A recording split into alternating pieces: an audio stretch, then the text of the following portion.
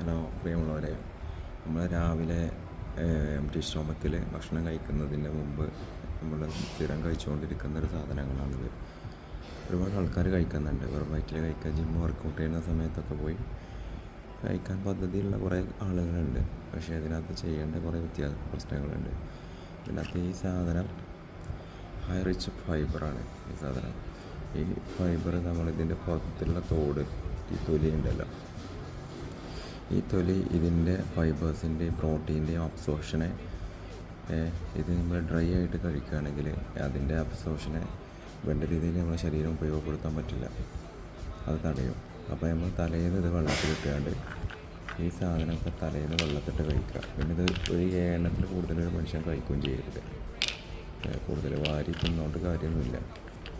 അപ്പോൾ അത് കഴിക്കുന്നതിന് ലിമിറ്റേഷൻ വെക്കുക. പിന്നെ ഇതൊക്കെ അങ്ങനെ ഡ്രൈ ആയിട്ട് തന്നെ കഴിക്കുക.